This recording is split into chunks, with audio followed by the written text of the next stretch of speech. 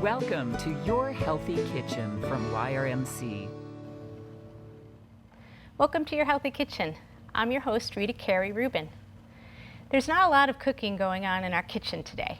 We'll just be boiling some water and gathering some fruit, vegetables, and herbs and spices together to make healthy beverages that you can enjoy every day. What we choose to drink each day really has a big impact on our health. Sugar-laden drinks like sodas, energy drinks, and even fruit juices and smoothies promote weight gain by providing extra calories, but they can also damage our health in more subtle ways. So sugar has been shown to impair our immune systems, making us more susceptible to colds, flus, and other diseases. Sugar also stirs up inflammatory reactions in the body and can raise cholesterol, triglyceride, and even our insulin levels, setting us up for heart disease and diabetes. And of course, sugary drinks promote lots of tooth decay.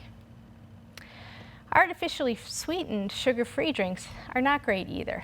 A lot of evidence actually suggests that people who frequently consume these super sweet products actually place themselves at greater risk for weight gain, diabetes, and heart disease. So what should we be drinking every day? Well, it's best to start with water.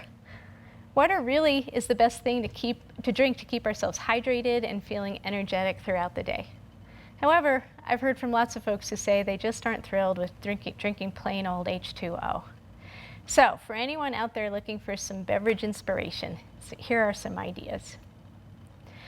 So one way to add a little extra sparkle to water is to infuse it with the flavors of different fruits and vegetables and herbs. And so here are a favorite of my favorite infused water blends.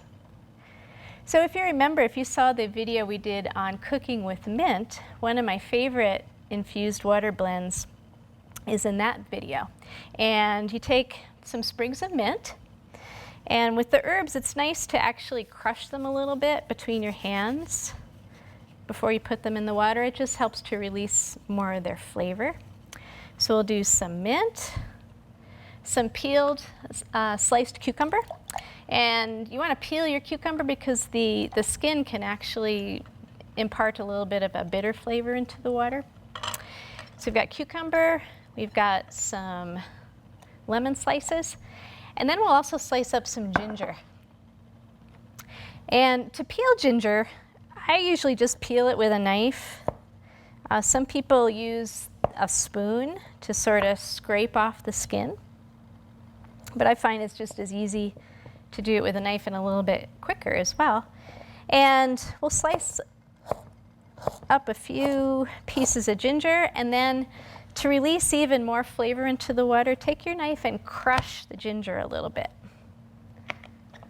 Because remember, we're trying to flavor water, and so these little steps will actually make it taste that much better. So another blend that I really enjoy that's a little different is to take rosemary as the herb. Again, take it and crush it between your hands a little bit, again to let out some more of that flavor and that lovely aroma. It smells so good. So I take some rosemary, and this time flavor it with some orange slices and some more of that cucumber, and also more of that ginger. One thing that's really nice about these waters is they're also just beautiful to look at. So hopefully that will entice you to drink some of it. So that's rosemary, orange, and cucumber. Then another blend that is wonderful in the summertime is a blend using watermelon. So we just take some chunks of watermelon and some lime, and then some more mint. That goes really well with watermelon.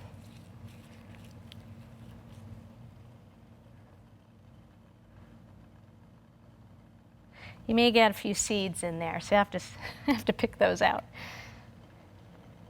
And then finally, for kind of a special occasion, I love making water flavored with blackberries. It's either fresh or frozen. And this becomes really pretty. So you add the blackberries into the water, and as it sits, there'll be this really pretty layer of purple down at the bottom. So the blackberries go really well with sage. So this is just some sage I picked out of my garden. And again, crush it a little bit. Put that in your water. And the sage gives the water this really soft, kind of pillowy kind of flavor. It's really neat. And then that goes really well with some more slices of lemon. So as your infused waters sit in the refrigerator, they'll develop more and more flavor.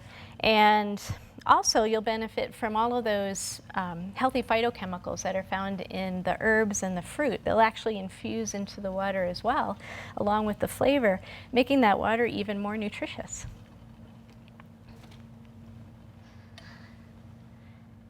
Now, I also like to keep a picture of some type of herbal iced tea in my refrigerator when I want something flavorful and easy to drink. And these are a few of my favorite teas. And there's certainly many more to choose from. Just walk down the aisle, the tea or the coffee aisle in any grocery store, and you'll see a huge variety. Try to pick out one or two that look appealing and try them. And what I do is I just take a picture of water and drop 3 or 4 bags of tea in the water and just let it sit there and steep for 30 minutes or so. The longer it steeps, the stronger it'll be. And you can also add some fresh herbs like mint to your pitcher of tea for some extra flavor and a pretty burst of color. So another simple way to get more water in your life. And so, sometimes it's also nice to make a nice hot cup of tea. So both black and green teas are actually quite healthy, have wonderful health benefits, and contain less caffeine than coffee. But you can also buy decaffeinated black and green teas, and of course dozens of different types of herbal blends are available in any market. And while buying packaged teas can be both easy and economical, it's sometimes really nice to make your own tea blends at home. So one of my favorite teas to make from scratch is a spicy chai. And it's possible to buy actually a lot of pre-made blends of chai, but really the ones in the store just don't compare to one you can make at home. So to make chai, what I start with is a pot of boiling water. And I throw in some whole cloves. There's about, a dozen, 15 whole cloves. And let them steep for about a minute. And then I take some whole cardamom pods and some whole black peppercorns. And taking the side of my chef's knife, I crush those spices a little bit. So remember, we're trying to flavor water here.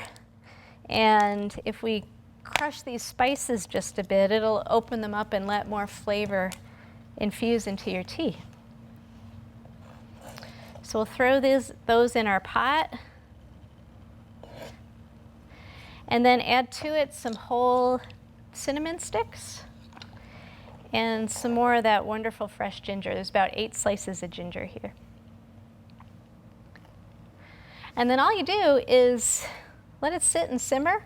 I like to cover it partially just to keep more of the flavor and aroma in the tea. And about 30 minutes. And when it's done, actually you can leave it steep longer if you'd like. If you want a stronger flavored chai, just let it steep for up to an hour.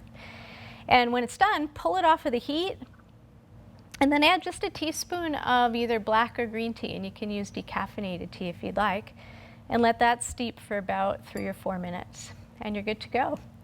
And when you're done, your chai comes out looking like this. So chai is another way actually to get a lot of nutrients. All of those wonderful anti-inflammatory and health protective phytochemicals that are in those spices actually wind up in your chai. So I'm adding some chai to some ice here and a little bit of almond milk, coconut almond milk. Makes a great iced tea. So remember, all of our recipes are available online at yrmc.org. Just click on Health Connect and follow the link to your healthy kitchen. So until then, here's to healthy hydration. We'll see you soon.